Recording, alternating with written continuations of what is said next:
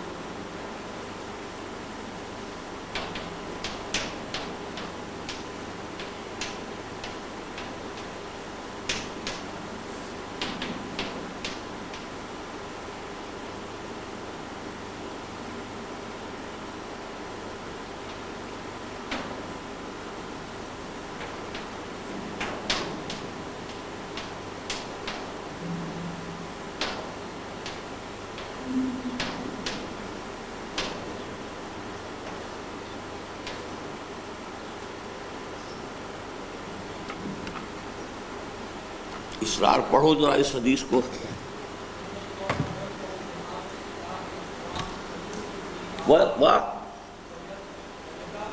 یضع،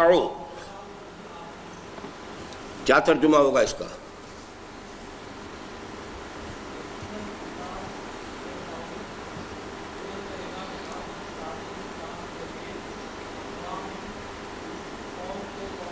قوموں کو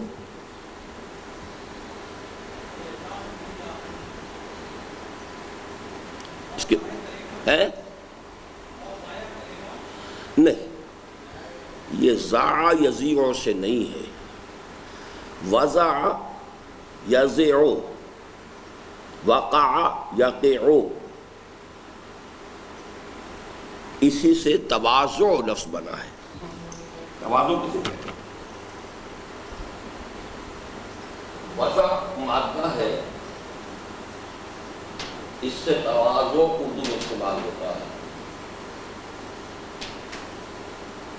اور عربی میں ایک لفظ آتا ہے وزیر، یہ کسی کمینے انسان کو کہتے ہیں۔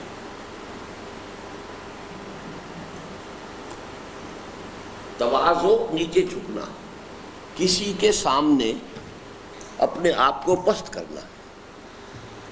آپ کا کوئی مہمان آیا ہے، آپ اس کی تواضع کر رہے ہیں، یعنی اس کا اکرام کر رہے ہیں، اس کا اعزاز کر رہے ہیں، اسے اٹھا رہے ہیں اور خود نیچے ہو رہے ہیں۔ تواضع باب تفاعل ہو گیا۔ وضع گرانا، ان اللہ یرفع بہذا الکتاب اقواما، یقیناً اللہ تعالیٰ بلند کرے گا، اونچا کرے گا، اٹھائے گا اسی کتاب کے ذریعے سے بہت سی قوموں کو۔ وَيَضَعُ بِهِ، اور گرا دے گا، نیچا کر دے گا اسی کی وجہ سے دوسروں کو، دوسری قوموں کو۔ کون سا جملہ ہے یہ؟ اسمیہ فعلیہ؟ جی شور؟ اچھا، مبتدا کیا ہے اس کا؟ خبر کیا ہے؟ باقی ساری خبر ہے. چلیے ٹھیک ہے، تو اتنی بات بھی آ گئی ہے تو کافی آ گئی ہے. جملہ اسمیہ کی تعریف کیا ہے؟ جس کا پہلا حصہ اسم. اب اس حدیث پر اشکال یہ ہوتا تھا کہ اگر اقوام کو مانا جائے عام تو مشاہدہ تو اس کے برعکس ہے. اس کے ماننے والے آج ذلیل ہیں، گرے ہوئے ہیں، پست ہیں. اس کے نہ ماننے والے اونچے ہیں، بلند ہیں، سربلند ہیں، غالب. تو میں نے ایک زمانے تک اس کو اپنے دل کو مطمئن کیا کہ اقوام کو عام نہ رکھا جائے بلکہ خاص کر دیا جائے. یعنی مسلمان اقوام میں سے وہی ابھریں گی جو قرآن کو اٹھا کر اور لے کر ابھریں، اور جو مسلمان قوم قرآن کو پشت دکھا دے گی یا اس کو چھوڑ دے گی وہ گر جائے گی. تو اس سے کسی درجے میں حالات کے ساتھ اس کی ایک مطابقت محسوس ہوئی. لیکن واقعہ یہ ہے کہ اس کا اشکال جو رفع ہوا وہ اسی سے ہوا جو علامہ اقبال کا قول ہے، the inner core of this western civilization is also Quranic. یہ بات مجھ پر بہت پرانی واضح ہے، اور یہ میں نے بہت سے دروس میں بیان کی ہے، آپ نے بھی سنی ہوگی، کہ باطل کا سرے سے کوئی وجود ہی نہیں ہے. باطل بھی جب کھڑا ہوتا ہے تو کسی نہ کسی حق کے حصے کو لے کر کھڑا ہوتا ہے. اس میں حق جو ہے چھپا ہوا ہوتا ہے، دبا ہوا ہوتا ہے، لیکن یہ کہ کھڑے ہونے کی صلاحیت اس میں کسی نہ کسی جو ٹروتھ ہے اس کے ایلیمنٹ کی وجہ سے ہوتی ہے، ورنہ باطل خود اپنے پاؤں پر کھڑا ہی نہیں ہو سکتا. جیسے آکاش بیل ہے، وہ خود تو اوپر نہیں چڑھ سکتی، وہ درخت کے اوپر چڑھتی جائے گی، ایک پتے سے دوسرے پر، ایک ڈالی سے دوسری پر، لیکن خود اس کے اندر اوپر اٹھنے کی اس کا کوئی اپنا تنا نہیں ہے. تو باطل اصل میں اسی طریقے سے حق کے کسی جز کو لے کر اٹھتا ہے. اس میں ہے اب بات بڑی غور طلب کہ پھر انر کور کو علیحدہ سمجھا جائے کہ مغربی تہذیب کا انر کور کیا ہے، اور وہ در حقیقت اس تہذیب کے بھی اوپر آنے کا اصل سبب وہی ہے. بہرحال یہ اب ہم مطالعہ شروع کر رہے ہیں. محترم و مکرم صدر مجلس، محترم اراکین و کارکنان مرکزیہ مجلس اقبال لاہور، اور معزز خواتین و حضرات، اگرچہ اس سے قبل بھی متعدد بار بیع بمجلس اقبال و یک دو ساغر کش، کیا معنی اس کے؟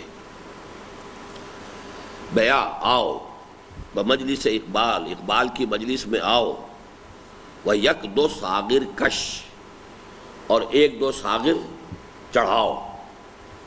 مطلب یہ ہے کہ اس کے علم، حکمت، اس کی جو بھی اس کے پیغام ہے اس کے کچھ حصہ اس سے حاصل کرو.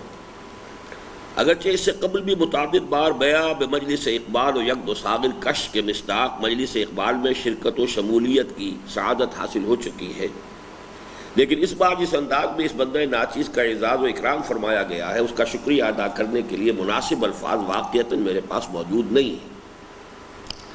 لہذا مجبوراً ملک نصر اللہ خان عزیز مرحوم کے الفاظ مستعار لے رہا ہوں کہ ایک بندہ عاصی کی اور اتنی مداراتیں. یہاں یہ غلطی ہے، یہ ملک نصر اللہ خان عزیز کا نہیں ہے یہ مصرع، بلکہ مولانا محمد علی جوہر کا ہے. یہ ذرا عاکف کو نوٹ کرا دیں کہ یہ آئندہ کے ایڈیشن میں اس کی اصلاح کریں.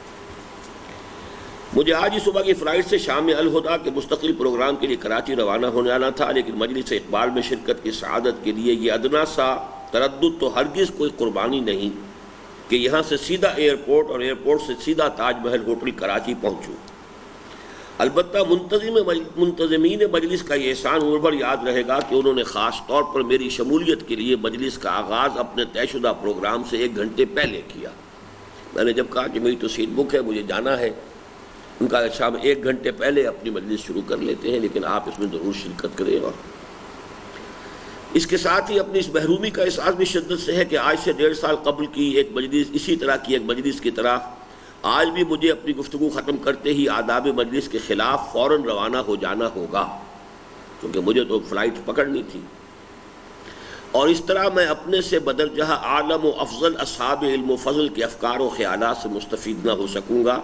بہرحال مالا یدرک و کلہ لا یترک و کلہ کے مصداق جو میسر آ گیا ہے غنیمت ہے. اس کے کیا معنی مالا یدرک و کلہ لا یترک و کلہ؟ منصوری صاحب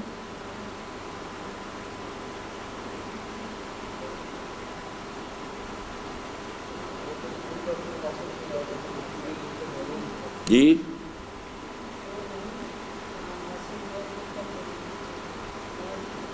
ہوا یہ کون سا فعل ہے؟ یدرکو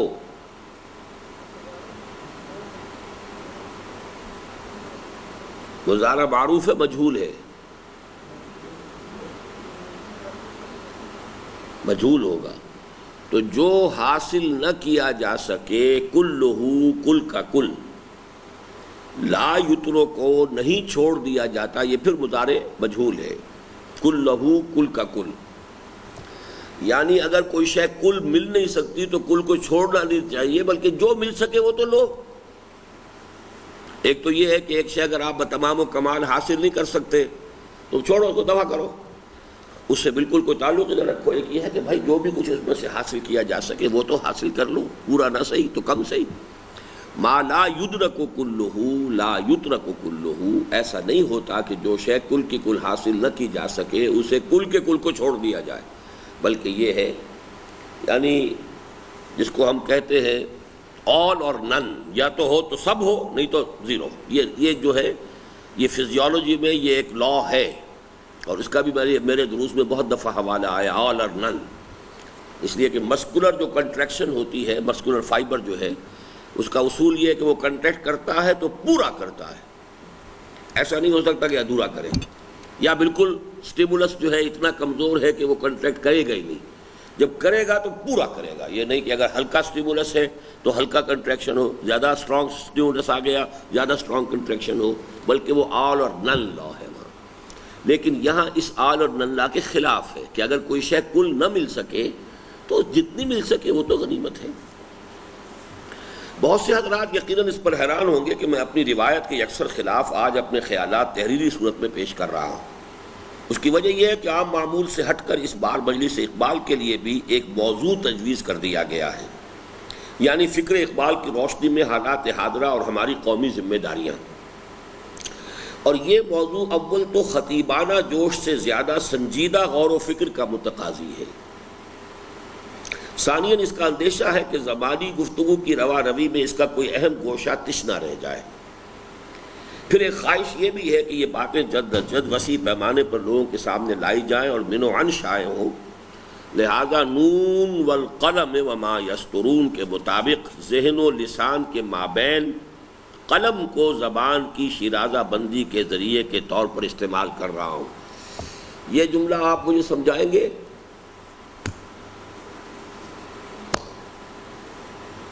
کتاب بھی نہیں ہے اپنے پاس، سن بھی نہیں رہے ہیں، سمجھ میں نہیں آتا. آپ احمد افضال نون والقلم وما یسطرون کے مطابق ذہن و لسان کے مابین قلم کو خیالات کی شیرازہ بندی کے ذریعے کے طور پر استعمال کر رہا ہوں. کیا مفہوم ہے اس کا؟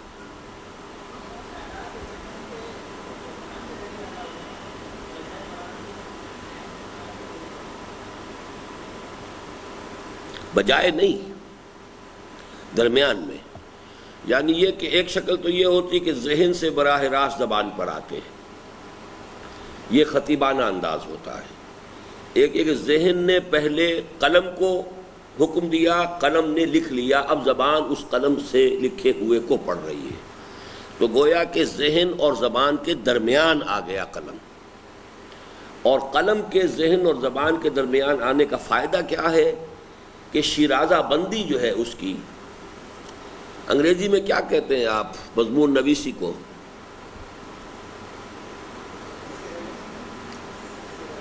Composition. Composition what does it mean? To compose. آپ کے خیالات ہیں، کوئی نظریات ہیں، now you compose them. Composition وہ میوزک کی بھی ہوتی ہے، کمپوزیشن شاعری کی ہوتی ہے، کمپوزیشن نثر کی ہوتی ہے، تو ہے تو کمپوزیشن. اردو میں اس کے لیے کیا لفظ ہے عربی میں؟ انشاء. اصل میں انشاء پہ پردازی جو اضافہ کیا گیا ہے تو انشاء عربی کا لفظ ہے اور پردازی فارسی کا ہے. انشاء خود کافی ہے عربی میں انشاء. اور انشاء کے کیا معنی ہوں گے؟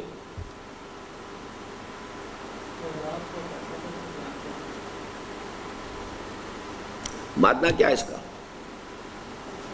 ہے جی؟ نشأنا یہ مادہ ہو گیا. 4-5 حروف بول دیا آپ نے. مادہ تو صرف ہی ہوتا ہے.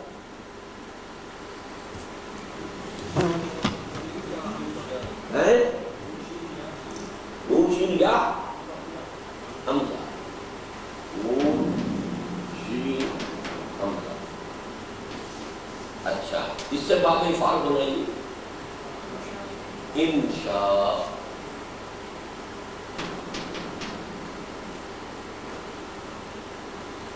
اور نشأ کے معنی کیا ہے؟ اٹھنا. نشأت ثانیہ جو آپ نے پڑھا ہے.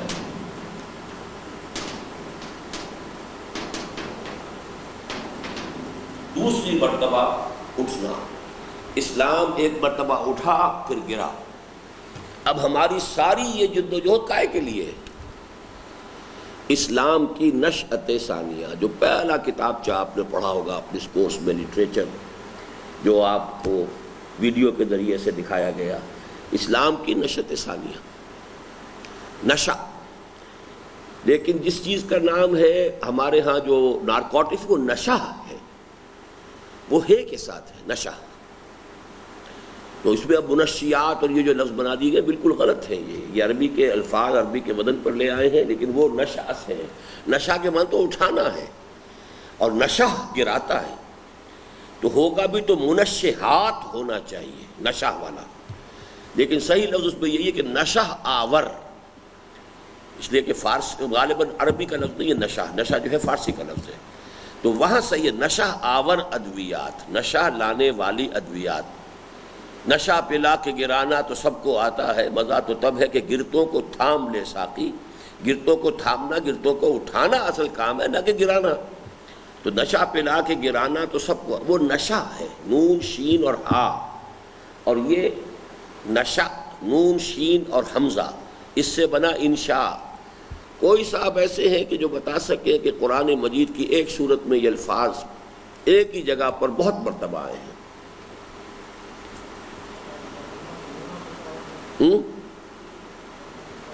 جی سورت کا نام بتائیں نا. آپ کیا آیت پڑھ رہے ہیں؟ تشاؤ تو لفظی اور نشہ سے کیا ہو گیا ہوتا ہے؟ وہ شاء ہے چاہنا. شاء یا شاء، شین الف آ گیا وہاں. تو آپ یہ نون ہے پہلے. یہ بیسک سینس ابھی پیدا نہیں ہوئی ہے مادوں کے بارے میں. جی جی سورہ واقعہ. آپ حافظ ہیں؟ نہیں ہے، ٹھیک ہے، لیکن صحیح ہے. یہ سورہ واقعہ کا جو آخری رکوع ہے تیسرا، اس میں یہ لفظ کئی بار آیا ہے. وَلَقَدْ عَلِمْتُمُ النَّشْأَةَ الْأُولَىٰ فَلَوْلَا تَذَكَّرُونَ. آخرت کے لیے دلیل دی گئی. تم پہلی مرتبہ کے اٹھان کو جانتے ہو. تمہیں گندے پانی کی ایک بوند سے اٹھا کر کہاں تک اللہ نے پہنچا دیا، تو کیوں اس سے سبق حاصل نہیں کرتے کہ اللہ تمہیں دوبارہ پیدا کر سکتا ہے. وَلَقَدْ عَلِمْتُمُ النَّشْأَةَ الْأُولَىٰ، پہلی مرتبہ کا اٹھنا. فَلَوْلَا تَذَكَّرُونَ.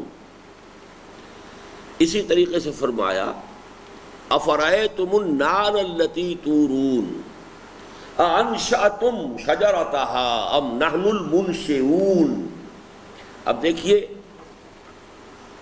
انشاء سے فاعل کیا بنا؟ منشی.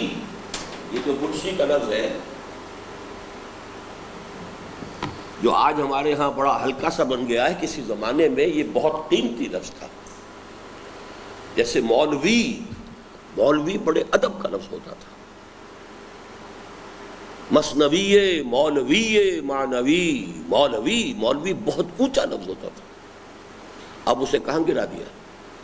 منشی، جو بہترین انشاء پرداز ہو، جو بہترین اپنے خیالات کو اٹھائے اور پھر اس کا تانا بانا بنے اور پھر اس کو منتقل کر سکے، کمپوز کر سکے، منشی۔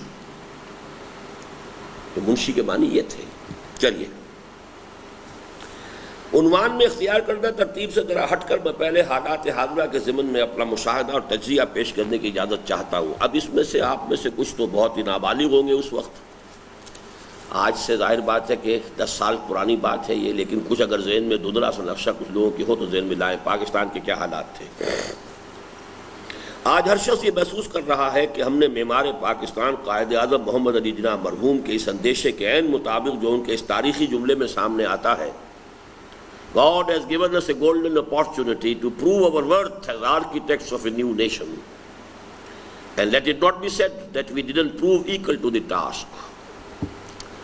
اللہ نے ہمیں ایک بڑا سنہری موقع دیا ہے کہ ہم ایک نئی قوم کی تعمیر کے ضمن میں اپنی صلاحیتوں کا لوہا منوائیں کہ واقعتاً ایک نئے ملک، نئی قوم کی تعمیر کی بڑی صلاحیت اس قوم کے اندر موجود تھی۔ It's a golden opportunity۔ یہ پاکستان بننے کے فوراً بعد کی بات ہے۔ God has given us a golden opportunity to prove our worth as architects of a new nation. And let it not be said، اور دیکھنا کہیں یہ نہ کہا جائے that we didn't prove equal to the task، کہ ہم اس کام کے اہل ثابت نہ ہو سکے۔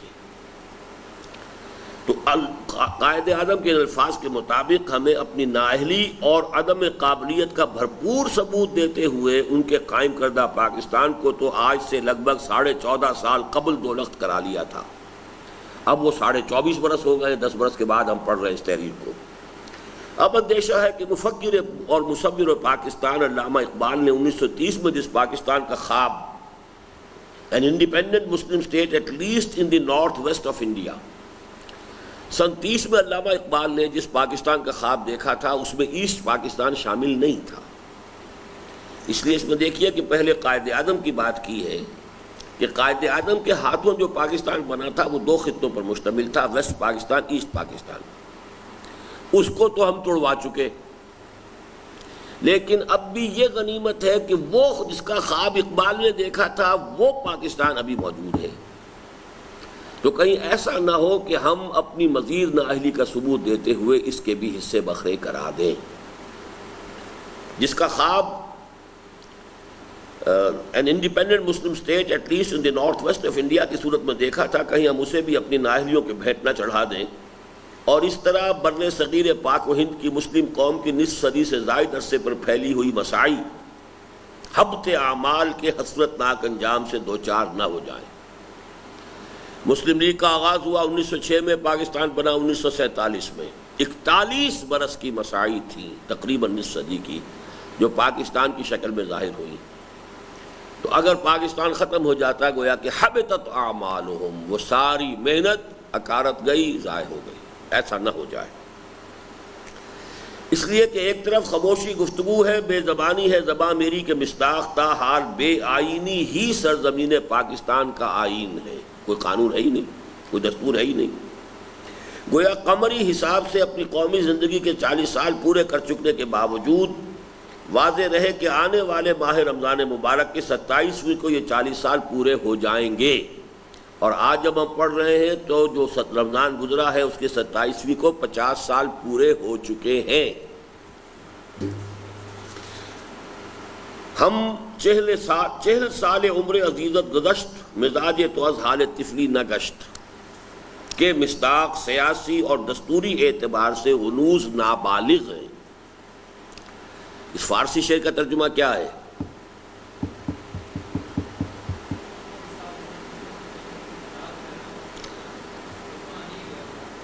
ایک ایک لفظ کا ترجمہ کرو۔ 40 سال، یہ تے کے کیا معنی ہے؟ ایک حرف چھوڑ رہے ہو نا، بیچ میں کھاؤ نہیں نا اس کو۔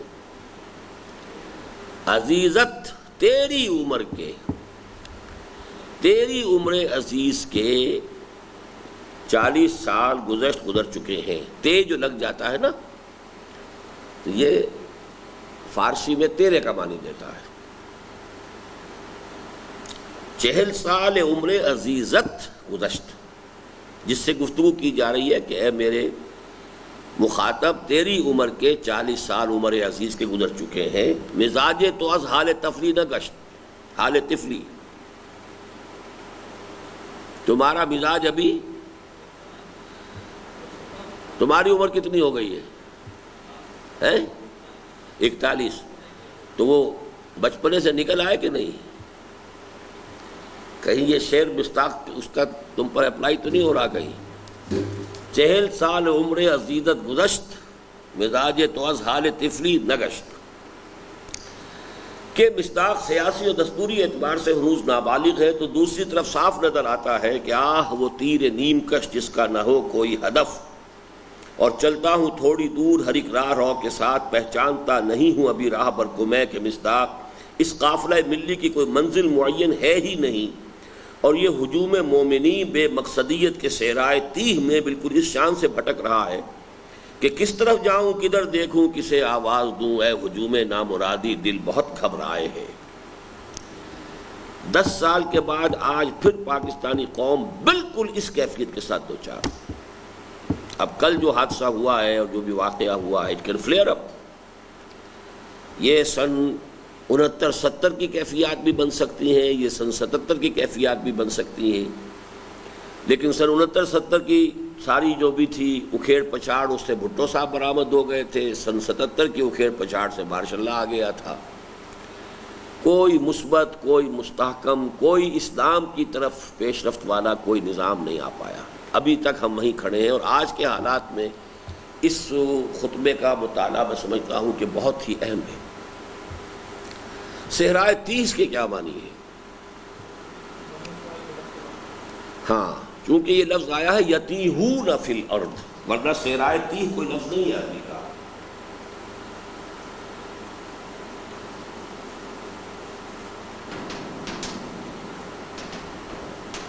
جب یہ 40 برس جو ہے زمین میں بھٹکتے تھے، تو اس سے پھر ایک یہ ترکیب بن گئی صحرائے تیہ، یعنی کسی ایسے صحرا میں بھٹک رہا ہو کوئی قافلہ کہ جس کو پتہ نہ ہو کہ کدھر جانا ہے، کیا منزل ہے۔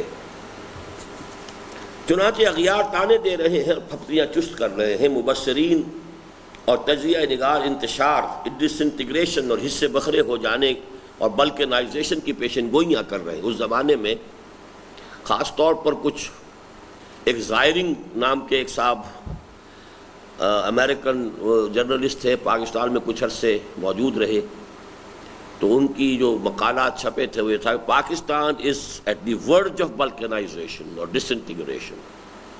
پاکستان جو بھی بچا کھچا پاکستان ہے، یہ بھی اب حصے بکھرے ہونے۔ بلکنائزیشن کی کیا معنی ہے؟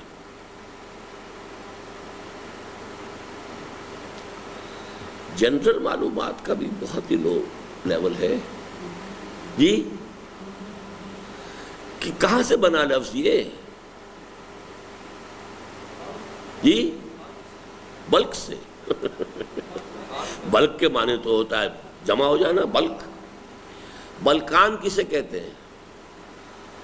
بلقان ایک علاقہ ہے مشرقی یورپ کا، جنوب مشرقی یورپ کا، جس میں چھوٹی چھوٹی ریاستیں ہیں۔ انہی میں تو یہ سارا یہ کیا ہوا، بوسنیا ہرسگووینا کیا ہے یہ ساری ریاستیں ہیں۔ ایک زمانے میں مارشل ٹیٹو نے ان سب کو جمع کر کے یوگوسلاویا ایک بہت بڑا ملک بنا دیا تھا، ورنہ یہ چھوٹے چھوٹے ملک تھے۔ ہمیشہ سے ان کو بلکنائزیشن، یعنی جہاں کہیں بھی کوئی بڑا ملک منقسم ہو جائے چھوٹے چھوٹے ٹکڑوں میں، اس کے لیے اب یہ لفظ بن گیا۔ جیسے صحرائے تیہ سے یتیہون کے قرآن مجید کے لفظ سے صحرائے تیہ بن گیا، اسی طرح بلقان، ریاست ہائے بلقان، تو بلقان کی ریاستیں جو ہیں وہ بلکنائزیشن وہاں سے لفظ بن گیا، یعنی بلقان کی طرح ہو جانا کہ چھوٹی ریاستوں میں۔ جیسے ہندوستان، جب یہ ہم پڑھ چکے ہیں یہ چیزیں کہ ہندوستان میں مغلوں کی حکومت جو ہے وہ کتنے عرصے رہی کل کہنے کو؟ 300 برس، 325 برس۔ 1526 میں آئے اور 1857 میں ختم ہوا۔ لیکن اس میں سے 150 برس تھے کہ جو واقعتاً جسے کہا جائے کہ سلطنت تھی اورنگزیب عالمگیر تک. اس کے بعد بلکنائزیشن شروع ہو گئی. اب یہ چھوٹی سی ریاست وہاں پر خود مختار ہو گئی, چھوٹی سی ریاست وہاں خود مختار ہو گئی, وہاں کا علاقہ کوئی اور ہو گیا, یہاں کا علاقہ کوئی اور ہو گیا. اسی لیے جب انگریز آیا تو اسے کوئی دقت ہی نہیں ہوئی, ایک کے خلاف دوسرے کی مدد کی. میسور اور نظام حیدرآباد دکن نے انگریز کا ساتھ دیا, اس کو بہت بڑی ریاست دے دی, باقی ساری ریاستوں کو اس کی مدد سے شکست دی. یہ کام انہیں آسان. اگر ایک یونائٹڈ کہیں اگر اکبر کے زمانے میں یا شاہجہاں کے زمانے میں یا اورنگزیب کے زمانے میں انگریز آیا ہوتا تو اسے پتہ چلتا کہ ہندوستان کس شے کا نام ہے, کہ ایک کا طاقت ہے. لیکن وہ تو اس وقت آیا کہ جب کہ بلکنائزیشن شروع ہو چکی تھی, چھوٹی چھوٹی ریاستیں تھیں. تو یہ بلکنائزیشن, اب میں تو آپ کو جنرل نالج بھی مجھے پڑھانا پڑتا ہے نا, کی پیشن گوئیاں کر رہے ہیں اور دشمن گھات میں ہے کہ کب آخری ضرب لگانے کا بہترین موقع ہاتھ آئے اور خوش درخشید ولے شعلہ مستعجل بود کے مصداق عصر حاضر کی تاریخ کا ایک درخشاں باب ختم کر دیا جائے. اس جملے کو سمجھائیں, یہ فارسی کیا آ گئی اس میں؟ خوش درخشید ولے شعلہ مستعجل بود. ایک ہوتی ہے آگ جو سلگ رہی ہو, ایک ہے شعلہ بھڑکا اور بجھ گیا. تو خوش درخشید خوب چمکا تھا, لیکن شعلہ مستعجل بود وہ اس شعلے کے مانند ہوا کہ جو بہت جلدی ہی بجھ بھی جاتا ہے. یہی لفظ ہے جو میں نے بہت اہمیت کے ساتھ, وہ جو میری کتاب ہے تحریک جماعت اسلامی, اس کا جو حصہ اول ہے کہ جماعت اسلامی کی تحریک کتنی عظیم تحریک تھی, اس کے یہ اصول تھے, یہ مبادی تھے. لیکن خوش درخشید ولے شعلہ مستعجل بود, وہ تحریک جو ہے پھر پاکستان میں آ کر 2 سال کے بعد وہ تحریک دم توڑ گئی. اب ایک پولیٹیکل موومنٹ ہے جو چل رہی ہے. تو خوش درخشید کسی شے کے بارے میں جب آپ کہنا چاہیں کہ وہ چمکی تو خوب تھی, ابھری تو خوب تھی, ابتدا تو اچھی تھی, اس میں کوئی شک نہیں, لیکن وہ ایک شعلے کے مانند بھڑک کر جلد ہی ختم ہو گئی. خوش درخشید ولے شعلہ مستعجل بود. کیسے پڑھیں گے اسے منصوری صاحب؟ خود خوش درخشید, ہاں, ولے کے معنی لیکن, مستعجل یہاں خالص عربی کا لفظ ہے, شعلہ بھی عربی کا لفظ ہے. یعنی چونکہ یہ جو پرشین ہے یہ اس کی بہت بڑی ووکیبلری عربی کی ہے, لیکن یہ کہ ریسنٹلی پرشین کو پرشینائز کیا گیا ہے کہ اس میں سے عربی کے الفاظ اب نکالے گئے ہیں. جب سے ایرانین نیشنلزم کا دور شروع ہوا ہے, جیسے ہندوستان میں ایک نئی بھاشا بنائی گئی ہے کہ اردو کے الفاظ جو ہندی میں بہت زیادہ گھس گئے تھے, اردو کے, عربی کے, ان کو نکال کر اب ان کی ایک علیحدہ بھاشا بن چکی ہے. وہ انہوں نے ان 50 سالوں میں نئی بھاشا بنائی ہے اور بنا کر اسے اتنا رائج کر دیا ہے کہ وہاں کے مسلمان اتنے عمدہ بولتے ہیں کہ میں حیران ہو جاتا ہوں. کبھی کبھی BBC کا جو انڈین پروگرام آتا ہے ہندی کا, وہ میں سنتا ہوں تو میں حیران رہ جاتا ہوں کہ یہ مسلمان اناؤنسر ہے جو بول رہا ہے. اسی طریقے سے ایرانیوں نے بھی اپنی زبان میں سے عربی کے الفاظ کو نکالا ہے. تو یہ نئی ایرانی عربی کچھ مختلف ہو گئی ہے اس فارسی, نئی ایرانی فارسی جو پرانی فارسی تھی, اور وہ پرانی فارسی آج بھی افغانستان میں موجود ہے. تو جو شیخ سعدی کی فارسی تھی وہ اب ایران میں نہیں ہے, وہ بدل چکی ہے. حافظ کی, شیخ سعدی کی, البتہ یہ کہ اس کے سمجھنے والے زیادہ جو ہیں وہ اب افغانستان میں ہیں. مستعجل کیا لفظ ہے, کیا کلمہ ہے مستعجل؟ نصیر صاحب, اس میں فاعل ہے, کس سے ہے؟ مادہ کیا ہے؟ عین جیم نام, جس سے کہ اجرت کا لفظ بنتا ہے. اجرت سے باب استفعال استعجال. قرآن مجید میں بار بار آیا یستعجلون بالسیئۃ قبل الحسنہ, یہ بھلائی سے پہلے برائی کی جلدی کر رہے ہیں. یعنی جب کہتے تھے کفار مکہ لے آؤ عذاب, ہم تنگ آ گئے سن کر تمہاری عذاب کی دھمکیاں, کان پک گئے ہمارے, لے آؤ عذاب, تو اس پر جواب آتا تھا یستعجلون بالسیئۃ قبل الحسنہ. ان کا کیا حال ہے کہ یہ بھلائی سے پہلے برائی کی جلدی مچا رہے, استعجال. گویا نظر بظاہر, اچھا یہ عصر حاضر کی تاریخ کا ایک درخشاں باب ختم کر دیا جائے, یعنی پاکستان کا وجود میں آنا, اس میں قرارداد مقاصد کا پاس ہونا, یہ اس کا جو ایک شعلے کے مانند بھڑکا تھا اسلام کا ایک معاملہ, اس کو بالکل ختم کر دیا جائے۔ گویا نظر بظاہر یوں محسوس ہوتا ہے کہ اس کی بربادی پہ آج آمادہ ہے وہ کارساز جس نے اس کا نام رکھا تھا جہان کاف و نون۔ یہ کاف و نون کیا بلا ہے جی؟ کن۔ اللہ تعالیٰ نے اس کائنات کو کاف و نون یعنی کن سے پیدا کیا ہے۔ تو یہ شیطان کے الفاظ ہیں اصل میں علامہ اقبال کے کلام میں، کہ جس اللہ نے اس کائنات کو کن سے پیدا کیا تھا، معلوم ہوتا ہے کہ وہ اب اس کو برباد کرنے پر بھی اس کا فیصلہ ہو گیا، تل گیا ہے۔ پاکستان کی فضا پر متذکرہ بالا عمومی تشویش اور بددلی و مایوسی کے جو بادل چھائے ہوئے ہیں، ان کے درمیان سے جھانک کر واقعات کی دنیا میں حالات حاضرہ کے داخلی اور خارجی پہلوؤں کا مشاہدہ کیا جائے تو صورتحال کچھ یوں نظر آتی ہے۔ یعنی ایک تو عمومی تاثرات تھے جو اوپر بیان ہو گئے، اب ذرا کچھ فیکٹس اینڈ فگرز۔ ایک جانب سیاچین گلیشیئر ہمارے ہاتھ سے جا چکا ہے۔ کشمیر کی کنٹرول لائن آئے دن کی بھارتی جارحیت سے خون آلود ہوتی رہتی ہے۔ پھر کشمیر کے علاوہ ہماری حساس ترین سرحد سے ملک بھارتی پنجاب شدید خلفشار اور عدم استحکام کا شکار ہے۔ یہ صورت اس وقت بدل گئی ہے۔ اس وقت وہ خالصہ موومنٹ، سکھوں کی موومنٹ بہت تیزی کے ساتھ تھی، اور اس کے ضمن میں کوئی دن نہیں جاتا جب بھارتی زعماء میں سے کوئی نہ کوئی ہمیں مورد الزام نہ ٹھہراتا ہو۔ جو بھی کچھ چل رہی تھی سکھوں کی موومنٹ، اس کے بارے میں بھارتی حکومت یہی کہتی تھی یہ پاکستان شرارت کروا رہا ہے۔ نتیجتاً پاکستان سے بھارت کی پیدائشی دشمنی اور مستقل نفسیاتی اور واقعاتی آویزش پر مستعد یہ فوری اور شدید اندیشہ سر پر منڈلا رہا ہے کہ کسی بھی وقت اپنے اندرونی خلفشار کے باعث جھنجھلا کر بھارت کسی بڑی جارحیت کا ارتکاب نہ کر گزرے۔ یعنی تنگ آمد بجنگ آمد، یا جسے کہتے ہیں ہاٹ پرسوٹ، کہ سکھوں کو بہرحال یہاں تربیت دینے کے ہم نے کیمپ بنائے ہوئے تھے، تو اگر کسی بھی وقت بھارت جو ہے تنگ آمد بجنگ آمد اس کے حوالے سے کہ ہمارے وہ کیمپ وہاں بنے ہوئے ہیں ہمارے خلاف جہاں ٹریننگ ہوتی ہے، کو حملہ کر دے تو صورتحال پھر جو ہے سن 65 کی طرف لوٹ سکتی ہے۔ بہرحال وہ تو یہ کہ بھارت کا جو بھی یوں سمجھیے کہ استقلال جس مسلسل جد و جہد سے انہوں نے اس جو خالصہ سکھوں کی تحریک تھی اسے ختم کیا ہے، تو give the dual is due, دشمن کے اندر بھی اگر کوئی صلاحیت ہو تو اس کو ماننا چاہیے کہ ہاں صلاحیت ہے۔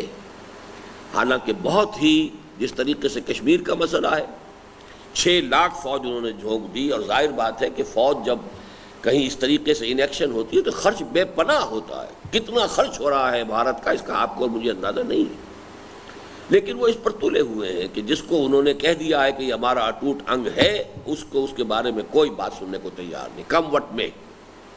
اسی طرح یہ خالصتان کا مسئلہ تھا۔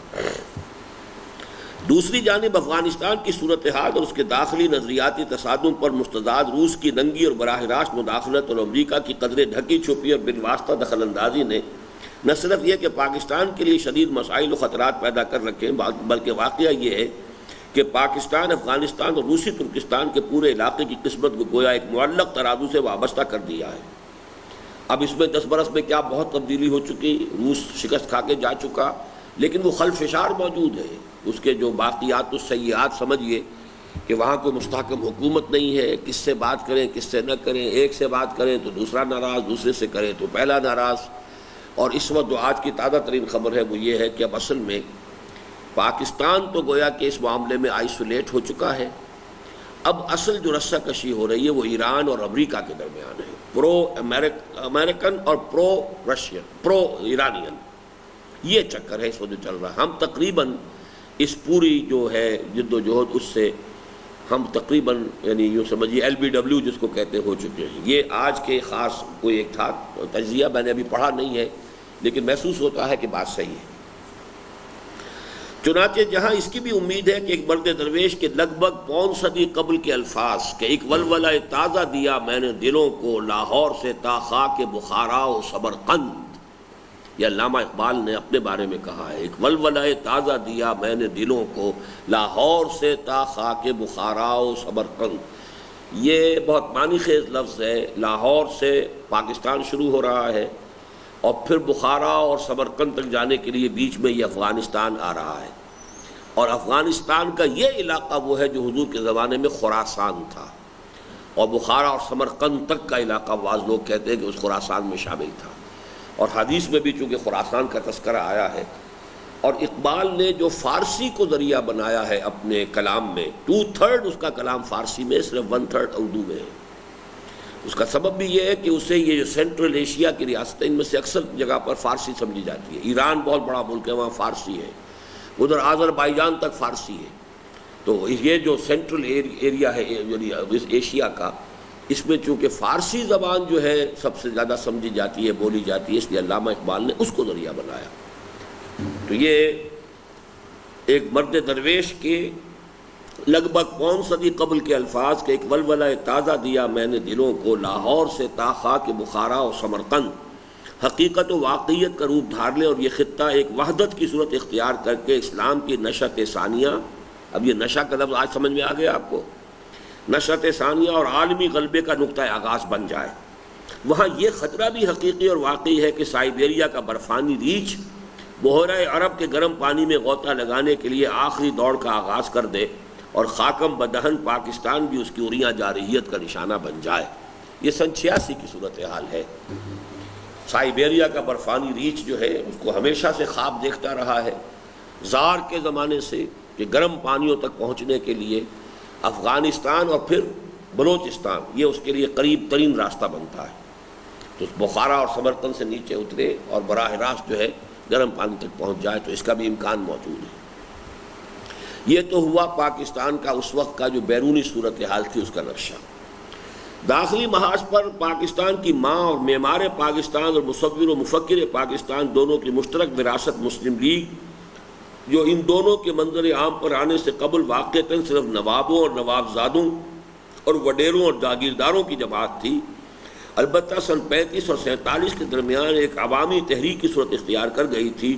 عرصہ ہوا کہ ہر چند کہے کہ ہے نہیں ہے کہ مصداق کامل بن چکی ہے، اور حال ہی میں سرکاری اور درباری ذرائع سے اس کے تن مردہ میں جان ڈالنے کی جو کوشش ہوئی ہے، اور غیر جماعتی انتخابات میں اپنے ذاتی وسائل اور محض زمینداری یا سرمایہ داری کے بل پر کامیاب ہونے والوں کی پیشانی پر اس کا لیبل چسپاں کر کے اس کے نام سے فائدہ اٹھانے کی جو کوشش کی گئی ہے، کون نہیں جانتا کہ اس کا حاصل کچھ بھی نہیں، اور کم از کم عوام کی سطح پر اس کی نہ کوئی حقیقت ہے نہ حیثیت۔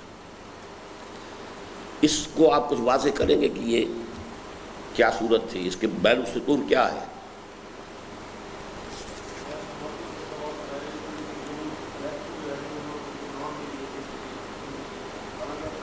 وہ کون سی مسلم لیگ تھی؟ جنیجو لیگ۔ یہ اصل میں اس جنیجو لیگ کا سارا حدود اربا بیان ہو رہا ہے کہ اس زمانے میں یہ نواز شریف کی لیگ کا تو وجود تھا ہی نہیں نا، اس لیے کہ ضیاء الحق صاحب نے جب یہ محسوس کیا کہ ورلڈ اوپینین بھی میرے خلاف ہو رہا ہے، مارشل لا زیادہ نہیں چلنا چاہیے، MRD کی تحریک بھی، تو اس حوالے سے اب بہتر ہے کہ کوئی سیاسی نظام اختیار کر لیا جائے۔ اس نے دستور کے اندر جو ہے وہ اپنی منمانی تبدیلیاں کروائیں، اور اس میں پھر ایک بارگین کیا کہ چلیے میں سیاسی ایک حکومت شروع کر دیتا ہوں، اور اس کے اندر مسلم لیگ کے اندر تن مردہ میں جان ڈالنے کے لیے جنیجو کو سامنے لایا گیا۔ پھر غیر جماعتی الیکشنز میں جو لوگ اپنے ذاتی اثر و رسوخ سے آ گئے انہیں شامل کر لیا گیا، اور وہ گویا کہ مسلم لیگ پارٹی بن گئی۔ تو ظاہر بات ہے کہ وہ پارٹی تو کوئی نہیں تھی۔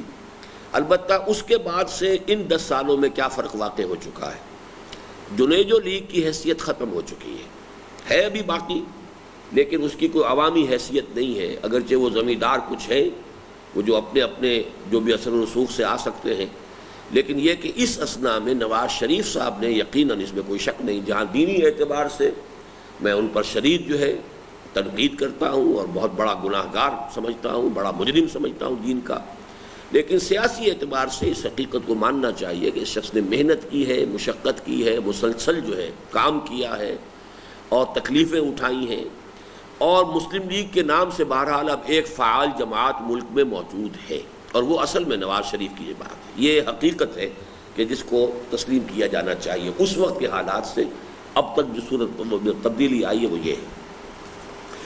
اس طرح بظاہر موجود لیکن حقیقتاً کل عدم مسلم لیگ سے قطع نظر قومی سیاست کے میدان میں انتہائی بائیں جانب ہیں وہ اشخاص اور گروہ جن کی پاکستان کو توڑ دینے کی خواہش اب ڈھکی چھپی نہیں ہے۔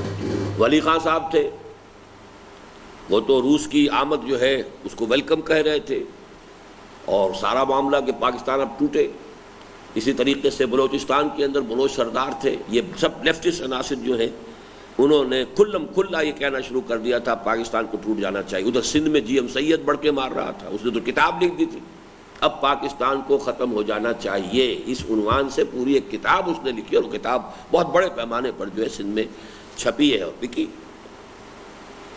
ان میں شخصیات کی سطح پر تو اہم نام صرف خان عبدالغفار خان اور جی ایم سید کے ہیں، البتہ چھوٹی بڑی جماعتیں یا گروہ نصف درجن بلکہ ان سے بھی زائد ہیں، جن میں اہم تر نام این ڈی پی، پی این پی اور سندھی بلوچی پختون متحدہ محاذ کے ہیں۔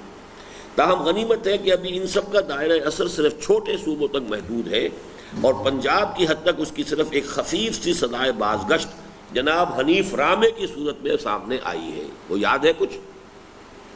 حنیف رامے نے کہا تھا پنجاب کا ہیرو رنجیت سنگھ ہے، جیسے کبھی جوان عبد الناصر نے کہا تھا کہ نحن ابناء الفراعنہ، ہم فرعونوں کی اولاد ہیں۔ صدام کے بارے میں کہا جاتا ہے کہ اس نے کہا تھا نحن ابناء النماردہ، ہم نمرودوں کی اولاد ہیں۔ یہ کہ نمرود جو ہے وہ عراق کا بادشاہ تھا، اور فرعون جو ہے وہ مصر کے بادشاہوں کا لقب تھا، اور یہاں کا نمرود تھا۔ اسی طرح حنیف رامے صاحب نے فرمایا کہ ہمارا ہیرو رنجیت سنگھ ہے۔ دوسری انتہا پر ہے بعض نیم مذہبی اور نیم سیاسی جماعتیں جن کی اکثریت واضح طور پر دائیں بازو سے تعلق رکھتی ہے۔ ان میں بھی قابل ذکر تو تین ہی ہیں، یعنی جے you I, J U P اور جماعت اسلامی۔ تاہم دوسری نسبتاً چھوٹی جماعتوں اور بڑی جماعتوں کے متحارب دھڑوں کو بھی شمار کیا جائے تو تقریباً وہی بائیں بازو والی تعداد بن جاتی ہے۔ یہ جماعتیں اگرچہ پاکستان کے بقا و استحکام کی بھی دل سے خواہش مند ہیں اور اس میں اسلام کے نفاذ کی بھی داعی ہیں، لیکن اولاً اس بنا پر کہ ان کا دائرہ اثر بہت محدود بھی ہے اور ملک کے طول و عرض میں مختصر ٹکڑوں، پاکٹس کی صورت میں، اسمال پاکٹس کی صورت میں منتشر بھی۔ یعنی یہ کہ جماعت اسلامی کا اس زمانے میں کہا جا سکتا ہے کہ کچھ عمل دخل جو ہے وہ کراچی میں تھا، کچھ بالکل اوپر جا کر سوات اور دیر میں تھا، یا جنوب یا پاؤں اور یا سر، درمیان میں کہیں سیاسی عمل دخل نہیں تھا۔ اسی طرح جے یو آئی، اس کا عمل دخل جو ہے وہ صرف بلوچستان کی پختون پٹی اور این ڈبلیو ایف پی کی پختون پٹی میں تھا۔ جے یو پی جو ہے وہ بڑے شہروں کے اندر جو عام سواد اعظم ہے، بریلوی مولوی ہیں، وہ ان کا تھا۔ حیدرآباد سندھ ہو گیا، ملتان ہو گیا، لائل پور ہو گیا، ایسی جگہوں پر ان کا کوئی نہ کوئی آدمی کامیاب ہو جاتا ہے، بلکہ تعداد میں تو ہمیشہ یہ سب سے آگے ہی رہتے ہیں۔ معلوم یہ ہوا کہ ان کا کوئی نہ تو جوائنٹ کوئی اسٹریٹجی ہے، نہ کوئی ایک جگہ بھی ایسی نہیں ہے کہ جہاں پر یہ تمام دینی جماعتوں کا جو ہے دائرہ اثر و رسوخ جو ہے وہ کنسنٹریٹڈ ہو۔ ثانیاً اس بنا پر کہ پاکستان اور اسلام دونوں کی محبت اور وفاداری کی عظیم قدر مشترک کے باوجود ان کی باہمی آویزش بلکہ چمکلش ضرب المثل کی صورت اختیار کر گئی ہے، اور وہ کوئی فیصلہ کن کردار ادا کرنے کی پوزیشن میں نظر نہیں آتی۔ ان دو انتہاؤں کے مابین واقعہ یہ ہے کہ قومی اور عوامی سیاست کا اصل دھارا سیکولر ڈیموکریسی یا سوشل ڈیموکریسی کے رخ پر بہہ رہا ہے۔ سوشل ڈیموکریسی یا سیکولر ڈیموکریسی۔ اب یہ کہ اس وقت چونکہ خود نواز شریف صاحب نے بھی بالکل سیکولر ڈیموکریسی والا رول اختیار کر لیا ہے، دوسری طرف سوشل ڈیموکریسی کا اس وقت تک پرچار جو ہے پیپلز پارٹی کر رہی تھی، اب اس نام سے ہی وہ تائب ہو چکی ہے۔ اب وہ سوشلزم کا لفظ بھی کبھی زبان پہ نہیں لاتے، لیکن اس وقت تک یہ بات ابھی موجود تھی، اور یہ نواز شریف صاحب نے ثابت کر دیا کہ وہ ڈیموکریسی وہی کیپٹلسٹک ڈیموکریسی جو امریکن ہے اسی کے وہ چاہنے والے ہیں، اسی کے عامل ہیں، اسی کے قائل ہیں۔ 2/3 اکثریت کے باوجود انہوں نے ملک کے اندر کتاب و سنت کی بالادستی کی ترمیم جو ہے دستور میں نافذ نہیں کرائی۔ ان دو انتہاؤں کے مابین واقعہ یہ ہے کہ قومی اور عوامی سیاست کا اصل دھارا سیکولر ڈیموکریسی یا سوشل ڈیموکریسی کے رخ پر بہہ رہا ہے، جس میں یوں تو جماعتی اور تنظیمی سطح پر دو نام سامنے آتے ہیں، یعنی ایک پاکستان پیپلز پارٹی کا اور دوسرا تحریک استقلال کا، لیکن بنظر غائب دیکھا جائے تو صاف نظر آتا ہے کہ یہ عظیم دھارا اصلاً کچھ چھوٹی اور بڑی اور نئی اور پرانی شخصیتوں اور ان کے مداحوں اور حامیوں اور عاشقوں اور جانثاروں پر مشتمل ہے، جو ایک دوسرے پر بازی لے جانے کی سرتوڑ کوششوں میں مصروف ہے، اور سردست یہ کہنا مشکل ہے کہ اس عظیم لہر پر سواری کی سعادت کس کے حصے میں آتی ہے، گویا دیکھیے اس بحر کی تہ سے اچھلتا ہے کیا، گنبد نیلوفری رنگ بدلتا ہے کیا. یعنی بھٹو کا عشق، بھٹو کا نام، بھٹو کا نعرہ اب اس کو استعمال کر رہے ہیں، لیکن یہ کہ یہ کب تک استعمال ہوگا، کیا شکل ہوگی، کہا نہیں جا سکتا. اس درمیانی دھارے میں ایک طوفانی لہر حال ہی میں آنسہ بے نظیر بھٹو کی اپنی اختیاری جلاوطنی کو ختم کر کے پاکستان واپسی اور شہر اقبال میں ورود، اور اس موقع پر ان کے بے مثال اور حد درجے والہانہ استقبال، اور پھر پاکستان کے دل پنجاب اور اس کے بھی اصل قلب یعنی لاہور، گجرانوالہ، شیخ اپرا اور فیصل آباد وغیرہ کے اضلاع میں ان کے شاندار اور والہانہ خیر مقدم اور عظیم الشان جلسوں اور جلوسوں کی صورت میں اٹھی ہے، جس نے سوچنے اور سمجھنے کی صلاحیت سے کسی بھی درجے میں بہرور پاکستانی مسلمان کو نہ صرف یہ کہ ورطۂ حیرت میں ڈال دیا ہے، بلکہ ملک و ملت کے مستقبل کے بارے میں سنجیدگی سے سوچنے اور غور کرنے پر مجبور کر دیا ہے. اور غالباً یہ بھی اسی کا شاخسانہ ہے کہ مجلس اقبال بھی جو ایک خالص روایتی اور ثقافتی ادارہ بن چکی تھی، فکر اقبال کی روشنی میں حالات حاضرہ اور ہماری قومی ذمہ داریوں کا جائزہ لینے پر مجبور ہو گئی ہے. یہ تو ابھی تمہید ہوئی ہے اس خطبے کی، عنوان کا پس منظر. ہماری قومی اور عوامی سیاست کے اصل اور عظیم تر درمیانی دھارے میں جو طوفانی لہر حال ہی میں اٹھی ہے، اس کے ضمن میں یہ بات بھی بالکل غلط نہیں ہے کہ یہ کسی حد تک 8-9 سال کے سیاسی حبس کا رد عمل ہے. 8-9 سال سے مارشل لا چلا آ رہا تھا، اس کا جو سیاسی حبس تھا، تو حبس کے بعد بارش ہوتی ہے تو یہ گویا کہ رد عمل کی صورت ہے. اور اس بات میں بھی یقیناً کچھ نہ کچھ صداقت موجود ہے کہ حالیہ طوفانی کیفیت زیادہ دیر برقرار نہیں رکھ سکتی. گویا چڑھی ہے یہ آندھی اتر جائے گی، یعنی یہ دونوں فیکٹرز موجود ہیں بالفعل. لیکن اس قسم کے جملہ عوامل کا حصہ منہا کرنے کے بعد بھی، منہا کسے کہتے ہیں؟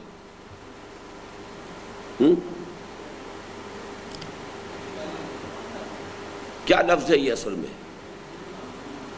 منہا، اس میں سے کچھ نکال دینا.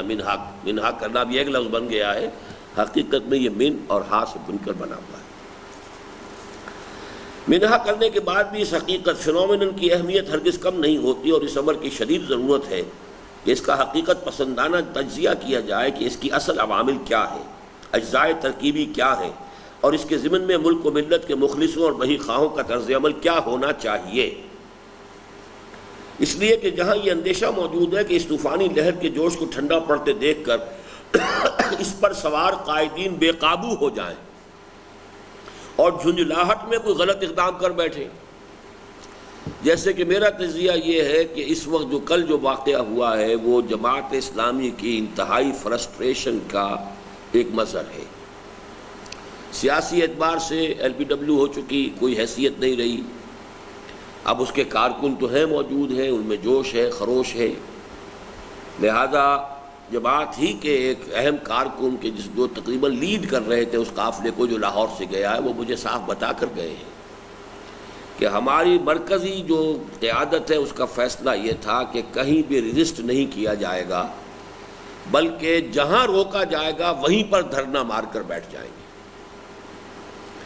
لیکن اس پر ایک حصے نے تو عمل کیا ہے. سرحد کی طرف سے جو بھی جماعتیں ان کی نکلی، گروپ آئے، جہاں جہاں انہیں روکا گیا وہ وہیں پر بیٹھ گیا، دھرنا مارا انہوں نے.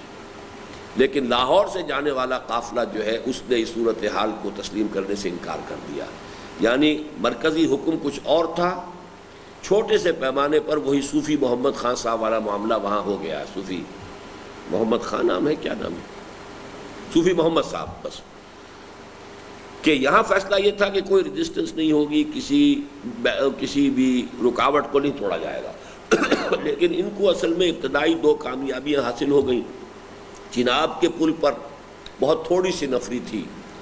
یہ جلوس جب آ گیا کوئی 2، 2.5، 3 ہزار 4 ہزار کا، تو اس نفری سے جب اس کے لیڈروں نے بات کی تو ان کو دیکھ لو بھائی، ہمارا بھی کچھ نقصان ہوگا، تمہارا زیادہ ہوگا. وہ شرافت سے ہٹ گئے، چل جاؤ. یہی معاملہ کچھ ہو گیا جہلم پر بھی، بلکہ ایک جگہ پر تو انہوں نے باقاعدہ جو ہے انہوں نے آنسو گیس وغیرہ پھینکی، اور اس کے بعد پھر جب انہوں نے پر تول لیے کہ اب ہم مقابلے کے لیے تیار ہیں تو وہاں بھی نفری ان کی کم تھی، وہ پیچھے ہٹ گئے. لیکن بالآخر جب آ کر معاملہ جو ہے پنڈی سے پہلے لئی کا پل آتا ہے آلے کا، وہاں ان کے کچھ کارکن جو ہے ٹیلے پر چڑھ گئے، انہوں نے پولیس کے اوپر پتھراؤ کیا بہت زوردار، اور وہاں بھی اس کی بنا پر وہ وہاں سے کامیاب ہو کر اور وہ جو بھی رکاوٹ تھی اسے توڑ کر نکل گئے۔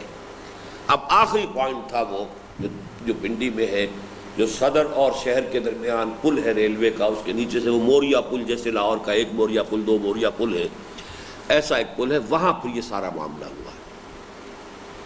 تو وہ جو مرکزی قیادت کا جو فیصلہ تھا وہ اس جلوس نے اس کو آبزرو نہیں کیا ہے، اور یہ اصل میں علامت ہے اس کی کہ اب کارکن جو ہے مشتعل ہو رہے ہیں، اور کارکن کو کنٹرول کرنا اگر انہیں نظم اور ضبط کا خوگر نہ بنایا گیا ہو۔ جماعت اسلامی کے اراکین تو نظم اور ضبط کے خوگر ہوتے ہیں، لیکن یہ جو ان کی نئی بھرتیاں ہیں بہت بڑی، اب شباب ملی ہو یا کوئی اور ہو، یہ لوگ تو اس طرح کی ٹریننگ میں سے گزرے نہیں ہیں۔ اینی ہاؤ، اس لیے کہ جہاں یہ اندیشہ موجود ہے کہ اس طوفانی لہر کے جوش کو ٹھنڈا پڑتے دیکھ کر اس پر سوار قائدین بے قابو ہو جائیں اور جھنجھلاہٹ میں کوئی غلط اقدام کر بیٹھیں، وہاں اس کے سرکاری یا غیر سرکاری مخالفین کا غلط طرز عمل اور مس ہینڈلنگ بھی نہایت خوفناک نتائج پیدا کر سکتی ہے۔ اب جو کچھ ہوا ہے الزام حکومت لگا رہی ہے ان پر، یہ لگا رہے ہیں حکومت کے اوپر۔ اب صحیح صورتحال تو صرف ایک تو ہمیں بتا دی چونکہ ان کے خود آدمی نے بتائی ہے۔ ایک اور ساتھی جو ہمارے گئے تھے وہاں، ہمارے مکتبے کے کارکن بھی اس میں گئے تھے، انہوں نے بتایا ہے کہ اصل میں زیادتی جو کی ہے جلوس والوں نے وہ یہ کہ عین اس وقت جبکہ یہ ٹینشن تھا، ایک ٹرین گزری اوپر سے، پہلے تو ایک پتھر مارا ہے جس سے کہ وہ ٹرین کا جو انجن کا سامنے کا شیشہ ہے وہ ٹوٹا، پھر جو پتھراؤ کیا گیا ہے اس ٹرین پر تو اس میں عورتیں اور بچے سب۔ اب یہ بات تو انتہائی احمقانہ، انتہائی غلط، پولیس کے ساتھ معاملہ، حکومت کے ساتھ معاملہ، بالکل وہی راؤڈیزم جو ہوتا ہے کہ جب کوئی قابو سے باہر ہو جائے تو اس کے بعد پھر یہ کہ جو جی میں عطا کرتے ہیں، یہ شکل وہاں ہو گئی، جس کا ایک تجربہ ہم 15 سال قبل مشرقی پاکستان کے معاملے میں کر چکے ہیں۔ مشرقی پاکستان میں بھی یہی ہوا تھا، عین وقت کے اوپر جو ہے حکومت نے بہت سختی اختیار کی بجائے اس کے کہ ان کے ساتھ پولیٹیکل کوئی معاملہ کیا جاتا، لہذا اس کا رد عمل دیکھا۔ اب یہاں سے شروع ہو رہی ہے اصل بات۔ میں جب علامہ اقبال کے فکر کی روشنی میں عوامی سیاست کے اس درمیانی دھارے اور اس کی موجودہ طوفانی لہر کا جائزہ لیتا ہوں تو مجھے بعین ہی وہی صورت نظر آتی ہے جو حضرت علامہ نے اس تہذیب حاضر کے تجزیے کے ضمن میں پیش فرمائی ہے، جو اپنے آغاز کے اعتبار سے تو یقیناً مغربی اور یورپی تھی، لیکن اپنے اثر و نفوذ کے اعتبار سے دیکھتے ہی دیکھتے عالمی اور آفاقی بن گئی اور اس وقت پورے کرۂ ارضی کو اپنی لپیٹ میں لیے ہوئے ہے۔ یہ بات ہم نے کہاں ڈسکس کی ہے تفصیل سے کہ موجودہ تہذیب اپنے اوریجن کے اعتبار سے تو مغربی اور یورپی ہے، لیکن اب اپنی وسعت کے اعتبار سے عالمی ہے اور پوری دنیا کو اپنی لپیٹ میں لیے ہوئے ہے۔ جی، اسلام کی نشأت ثانیہ کا پہلا پیراگراف جو ہے وہ اسی پر ہے، اور جس کی خودکشی کی خبر بھی علامہ مرحوم نے اب سے لگ بھگ پون صدی قبل دی تھی کہ دیار مغرب کے رہنے والوں، خدا کی بستی دکان نہیں ہے کھرا جسے تم سمجھ رہے ہو، وہ اب زرے کا معیار ہوگا، تمہاری تہذیب اپنے خنجر سے آپ ہی خودکشی کرے گی، جو شاخ نازک پہ آشیانہ بنے گا ناپائیدار ہوگا۔ اہل نظر جانتے ہیں کہ حضرت علامہ کے نزدیک اس تہذیب کے اصل اجزائے ترکیبی دو ہیں۔ ایک اس کی اصل ریڑھ کی ہڈی ہے جس کی صلابت اس کے قیام و بقا کی اصل اساس ہے۔ صلابت کسے کہتے ہیں؟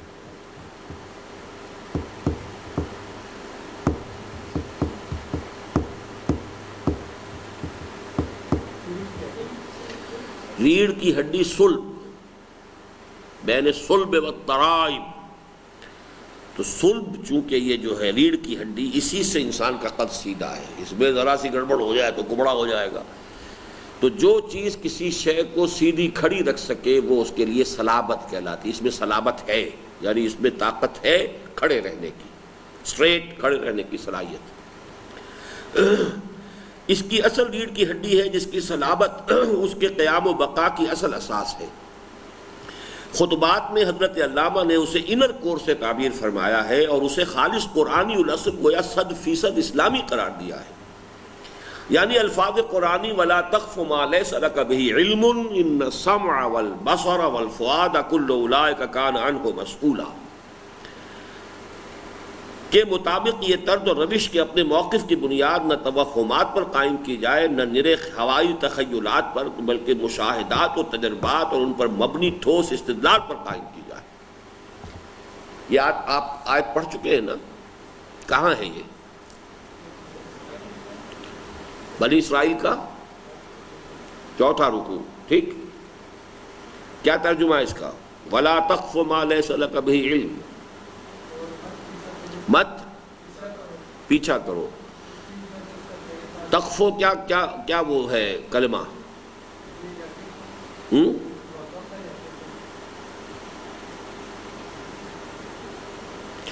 اب آپ لوگ عربی گرامر سے بھی پڑھ چکے منتخب نصاب، تب یہ حال ہے جی۔ قفا، قاف فا یا، اسی سے لفظ بنتا ہے قافیہ۔ قافیہ شعر کے آخری اس کا قافیہ یہ ہے، تو قفا سے ہے ولا تقفو، مت پیچھے لگو، ولا تقفو مت پیچھے لگو، ما لیس لک بہ علم، اس چیز کے جس کے لیے تمہارے پاس کوئی علم نہ ہو۔ اب علم دو ہیں، ایک ریویلڈ نالج ہے، تو یا تو ہم کوئی چیز قرآن کی ہوگی تو مانیں گے، لیکن دوسرا علم ہے ایکوائرڈ نالج۔ ایکوائرڈ نالج کیا ہے؟ ان السمع والبصر والفؤاد۔ فؤاد کے میں نے کیا ترجمہ کیا ہے؟ فؤاد کا عام طور پر قرآن مجید کے تراجم میں آپ کو ترجمہ ملے گا دل، مائنڈ۔ میں اس سے ڈفر کرتا ہوں، فؤاد در حقیقت مائنڈ ہے، عقل ہے، یعنی عقل حیوانی۔ ایک عقل روحانی ہے جس کا تعلق قلب سے ہے، ایک عقل حیوانی ہے جس کا تعلق اس برین سے ہے، اس کمپیوٹر سے ہے۔ تو یہ کمپیوٹر جو ہے اس کو فیڈ ہوتا ہے ڈیٹا سینس آرگنز کے ذریعے سے۔ آنکھ نے دیکھا، کان نے سنا، ناک نے سونگھا، ہاتھ نے چھوا، زبان نے چکھا۔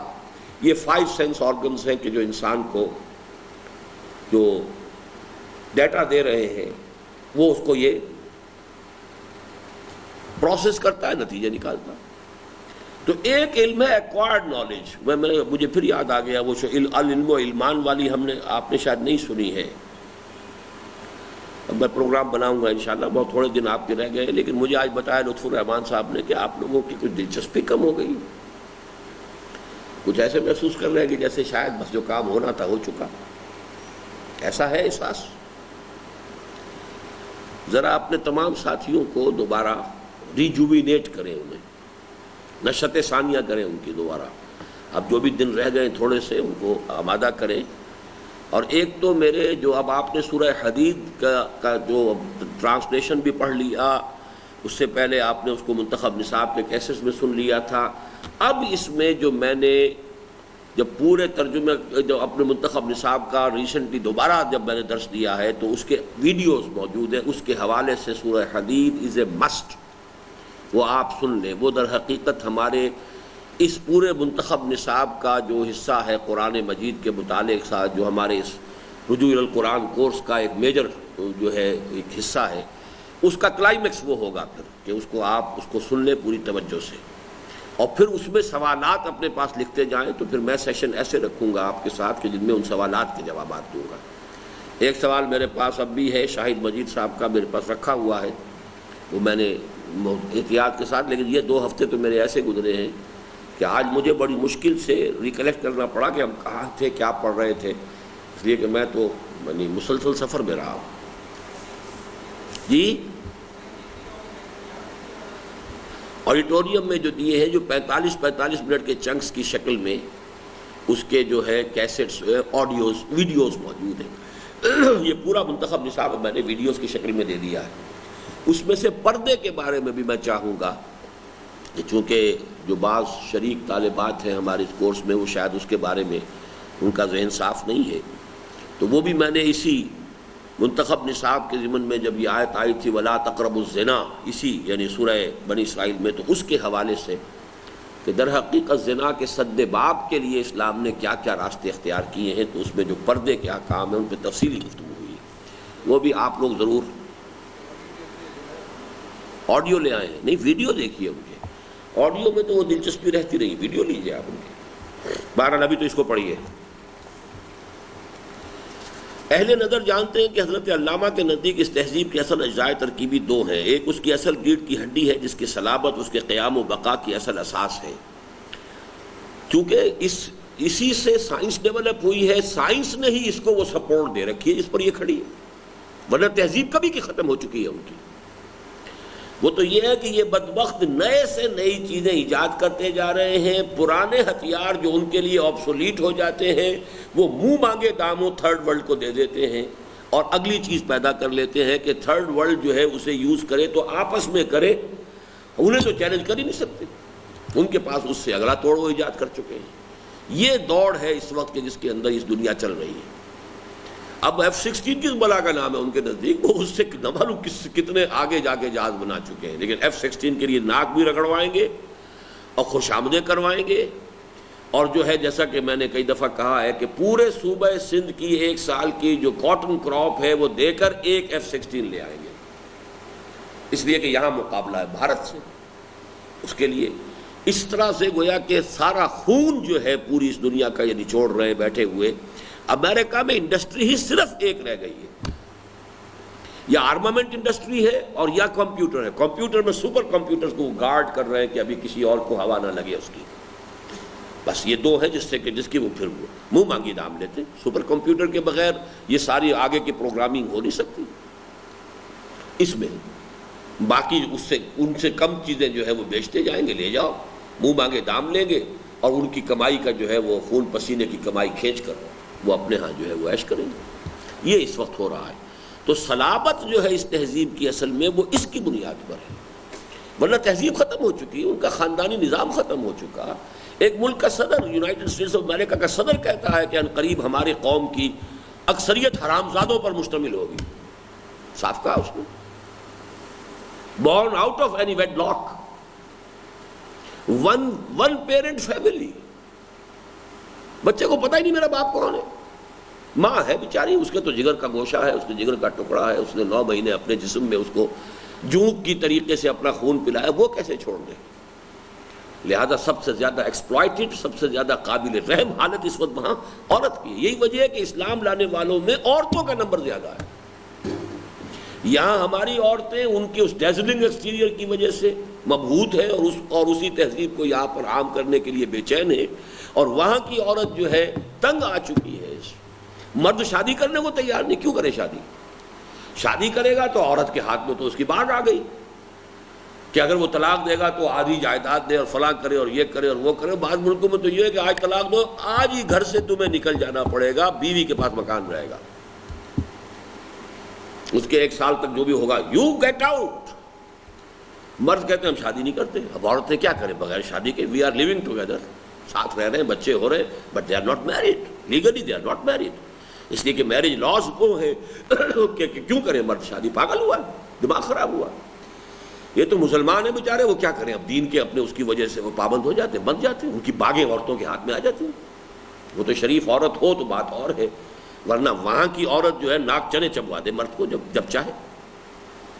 چنانچہ ایک بہت اچھے بہت نیک آدمی انگلینڈ میں، لندن میں ہمارے بہت قریب آئے اور بہت صلاحیت بھی تھے، ان کی بیوی ناراض تھی، لہذا پھر انہوں نے جو تعلق اپنا منقطع کیا ہے وہ اب شکل بھی نہیں دکھاتے میں جب جاتا ہوں۔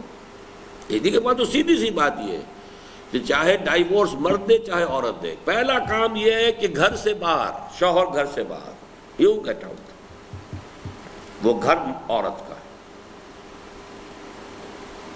یہ صورتحال ہے۔ تو تہذیب تو ختم ہو چکی ہے، مر چکی ہے تہذیب، لیکن صلابت جو ہے کس بنیاد پر قائم ہے؟ سائنس پر، اور سائنس کو تو زندہ کیا قرآن نے۔ دیکھو، کھول آنکھ، زمین دیکھ، فلک دیکھ، فضا دیکھ، یہ سب آیات الہیہ ہیں، ان پر غور کرو، قوانین طبی کو دریافت کرو، دریافت کر کے سائنس مر چکی تھی، یونان کی سائنس دفن ہو چکی تھی۔ مسلمانوں نے یونان سے اور انڈیا سے سائنس جو ہے جتنی بھی کچھ تھی لی ہے، پھر اسے بڑھایا ہے، ڈیولپ کیا ہے، کیمسٹری میں، طبیعیات میں، فزکس میں، ایسٹرونومی میں، ہر فیلڈ کے اندر، میڈیسن میں، سرجری میں، ہر میدان کے اندر جو ہے انہوں نے آگے بڑھایا، اس لیے کہ یہاں سائنس کا اس ایرا کا آغاز کرنے والے مسلمان ہیں، اسلام ہے، کہ توہمات پہ نہیں بنیاد رکھو کہ یہ زمین جو ہے ایک بیل کے سر پر ہے اور بیل ایک سینگ کے اوپر اس کو کھڑا رکھتا ہے، جب ایک سینگ تھک جاتا ہے تو ذرا بدلتا ہے تو وہ زلزلہ آتا ہے۔ اب بھائی یہ کس دلیل سے ہے؟ کوئی اگر قرآن میں لکھا ہوتا تو ہم مانتے ہیں، لیکن اگر قرآن میں نہیں ہے تو ہم کیسے مان لیں؟ اب اگر قرآن میں نہیں ہے تو پھر ہمیں ان السمع والبصر والفؤاد، اب ہمیں یہاں سے حاصل کرنا ہے۔ تو گویا کہ دو علم ہو گئے، علم و علمان۔ علم ریویل نالج وہ اللہ کی کتاب ہے، اور ایکوائرڈ نالج وہ سائنس ہے۔ وہ پھر یہ ہے کہ اپنی آبزرویشنز، اپنے سینس ڈیٹا اس کو پروسیس کرو، دماغ کے ذریعے سے آگے بڑھو۔ حضرت علامہ کی یہ رائے نہایت صائب اور حد درجے اہم ہے، اس لیے کہ واقعہ یہی ہے کہ یہی قرآنی ہدایت و رہنمائی تھی جس نے ایک جانب مظاہر قدرت کو آیات الہیہ کا تقدس عطا فرمایا، یہ سب آیات ہیں، اللہ کی نشانیاں ہیں، اور انسان کو کتاب فطرت کے سائنٹیفک مطالعے اور مشاہدے کی طرف متوجہ کیا۔ افلا ينظرون الى الابل كيف خلقت، کیف، کیسے بنایا گیا اونٹ، ذرا غور کرو نا۔ اب اس کی اناٹومی پڑھو، اس کی فزیولوجی پڑھو کہ یہ صحرا کے ساتھ کس درجے اس کی مطابقت ہے۔ افلا ينظرون الى الابل كيف خلقت والى السماء كيف رفعت، اب یہ آپ کی کاسمولوجی ہو گئی، ایسٹرونومی ہو گئی، یہ کس طرح کی یہ بلندیاں کیسے قائم ہیں، وہ کشش ثقل کا باہمی جو ہے کیا نظام ہے۔ اب یہ تمام چیزیں الى الابل كيف خلقت والى السماء كيف رفعت والى الجبال كيف نصبت والى الارض كيف سطحت فذكر انما انت مذکر۔ اور دوسری جانب منطق کو استخراج کی تنگنائیوں سے نکال کر استقراء کی وسعتوں اور پہنائیوں سے روشناس کرایا۔ اب یہ بڑا مستقل لفظ آ گئے دونوں۔ استخراج یہ کیا لفظ ہے؟ ماشاء اللہ ماشاء اللہ، چلیے کہیں تو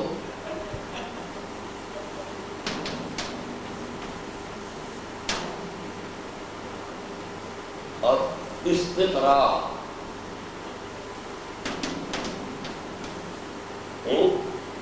یہ کیا ہے؟ اچھا کیا معنی قرار ہے؟ پڑھا کیا مطلب ہوتا ہے اس سے؟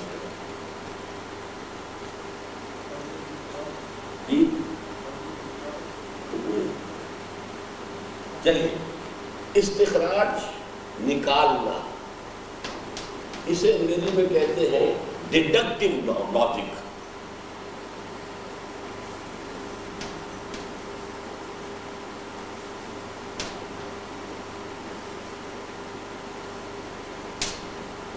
ڈیڈیوس کرنا، ڈیڈیوس کسی چیز سے کسی چیز کو نکالنا،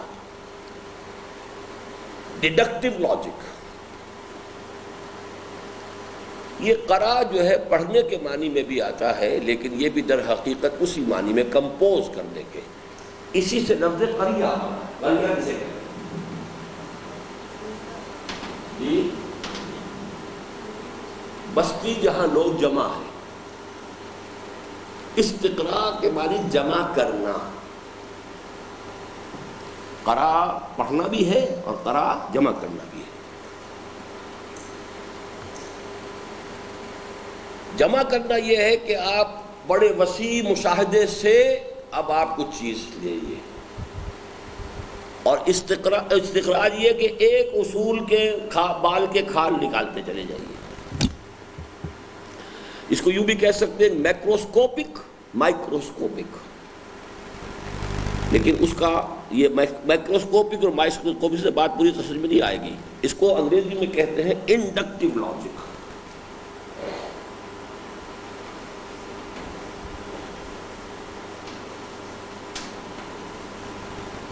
لاجک کی یہ دو شکلیں ہیں۔ لاجک کسے کہتے ہیں؟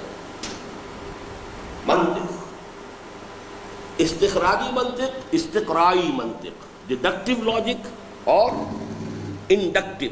انڈکشن کچھ انڈیوس کرنا، تو گویا کہ آسمان کو دیکھو، ان فی خلق السماوات والارض واختلاف اللیل والنہار والفلک التی تجری فی البحر بما ينفع الناس وما انزل اللہ من السماء من ماء فاحیا به الارض بعد موتها وبث فیہا من کل دابۃ وتصریف الریاح والسحاب المسخر بین السماء والارض لآیات لقوم یعقلون۔ یہ آیات الہیہ ہیں، ان کا مشاہدہ کرو اور ان سے کچھ نتائج نکالو۔ یہ انڈکشن ہے۔ انڈکٹیو لاجک کا دنیا میں، دنیا انسانی میں اس کا آغاز قرآن نے کیا ہے۔ اس سے پہلے انسان صرف ڈیڈکٹیو لاجک سے واقف تھا۔ Aristotelian logic is absolutely deductive logic. منطق نام تھا صرف ڈیڈکشن کا۔